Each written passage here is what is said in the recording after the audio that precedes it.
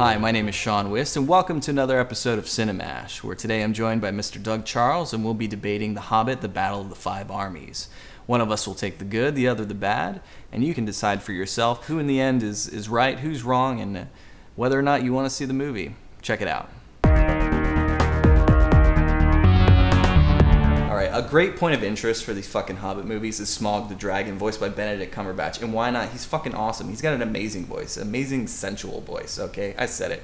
Now, even on the Colbert Report, they had the dragon itself talking on there for Battle of the Five Armies. Not to spoil it for you, but in the first 15 minutes of this fucking movie, the dragon is killed. That's right, it's killed. That's the way it goes down in the books. And I'll tell you what, for the movies, it feels like they're trying to wrap up the last movie. In the first 15 minutes of this movie, it starts things off on the wrong Harrity Hobbity foot. Okay? It fucking sucks. Starts things on the wrong hobbity hairy foot.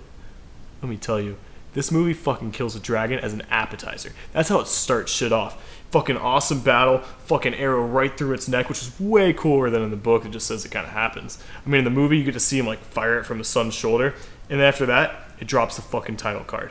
Battle of the Five Armies. That's how we get shit started. We fucking kill dragons, and then we move on to the main course. Now, one of the main characters of this new Hobbit series is Thorin Oakenshield, alright, the lead dwarf, and we're supposed to believe that Bilbo forms a real, true relationship with him. Yet, in this movie, he's a fucking dick the whole time, alright? The hold that gold has on him is just like the One Ring in Frodo. In fact, it's too close. And why is he talking like Smaug the Dragon? Bring me the Arkenstone. We must keep the gold. I mean, why is that even necessary? He just snaps out of it. It's poor character development. Get the fuck out. So I'm glad you brought up Thorin Oakenshield, because I want to talk about him. I actually liked a lot of his parts.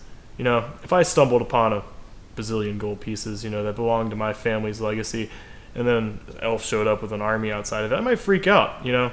And on some level, there is that supernatural dragon sickness they talk about, but on another, I can really honestly see somebody kind of going insane, holding on to that money and never letting it go.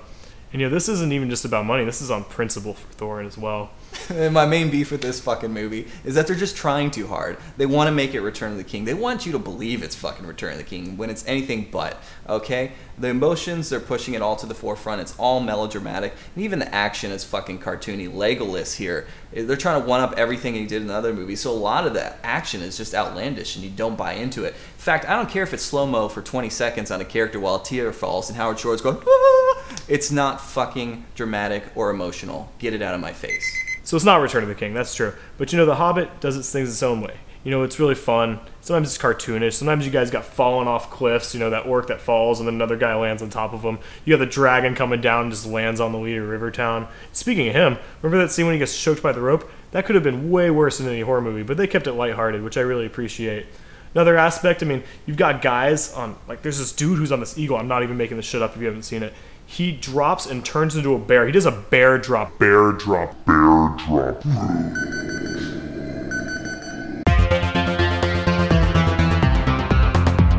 So the hobo, Battle of the Five Armies. It's awesome. Let me tell you why. The movie knows what it wants to do. It's about a hobbit. It's about a battle. It's about five armies, and that's what you see. And you know what they really did? They upped the epicness in this series. You know, before it's just this quest for money, you know, journeying along. But now there's this huge fight, and it's the perfect transition between this series and the next one. It really ups the grandiosity, which I don't even think is a word. Yeah, you know what? You're 100% right. It was a quest for money. That's why it was 3 fucking movies long. When it could have been told in one fucking movie. It is just a battle. There's no story. There's no character development. I mean, I'll tell you what. If you didn't care about the fucking characters up until this point, this movie is not going to change your mind. And they just do away with all that, and you're like, you know what? Let's just throw a bunch of CG bullshit, you know, at you. And that's pretty much The Hobbit, Battle of the Five Armies. You know, it's in the title, and that's all you get. So yeah, let's talk about this battle. This movie is a hell of a ride. I mean, we got humans fighting with dwarves and elves. We've got fucking orcs, and we got other orcs. We have trolls with gimp arms and like peg legs, with catapults on their backs. It's fucking insane. And they're fighting non-stop.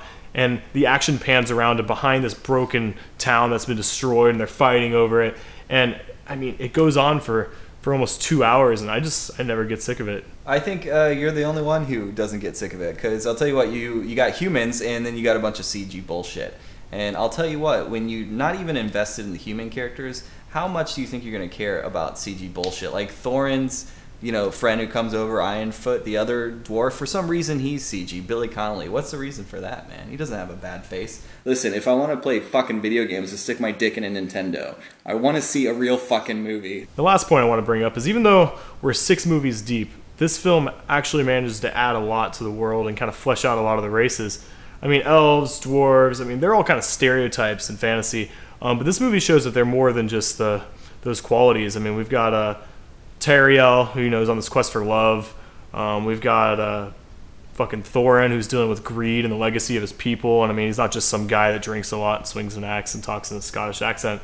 I mean, they've really completed a lot and added a lot to this. I think heartless is a great word to use because none of the characters have any fucking heart, all right? Toriel, fantastic, written just for the movies. That's fine. Are you going to do anything interesting with her? Nope. Okay, listen, I'm not going to spoil it for you guys, but what she amounts to is absolutely jack shit, okay? Listen, if you're going to create characters, why don't you make them do something interesting? Hell, why don't you take the characters that are already created and do something interesting with them, okay? And don't waste my time with fucking melodramatic bullshit that doesn't work. So to kind of recap on things, 3 reasons why the new Hobbit movie is so great. First one is, it knows what it wants to do. Nope. It's straightforward. It gets shit done. It does things on an awesome and epic scale. False. And it really, I mean, other series can't even come close on. And finally, it really subverts a lot of tropes and manages to kind of add a lot to the Lord of the Rings universe that we haven't seen before, despite being the 6th movie in this very long franchise. It does add a lot, mostly runtime. But I'll tell you what, I think it sets up false expectations, especially as far as Smaug is concerned. When it comes to the characters, it really lets the audience down as far as development. Thorin Oakenfuck, for example. And it just tries too hard. It's trying to be Lord of the Rings, it's trying to be Return of the King, and it's not that at all, not by a mile. Not by a Hobbit mile, which is a lot longer because they're shorter. Yeah. It's the thing. I mean, Hobbit miles or no Hobbit miles, you guys let us know what you thought of the movie. And yeah, definitely. And thank you for joining us for another episode of Cinemash. We'll see you next time. Nice.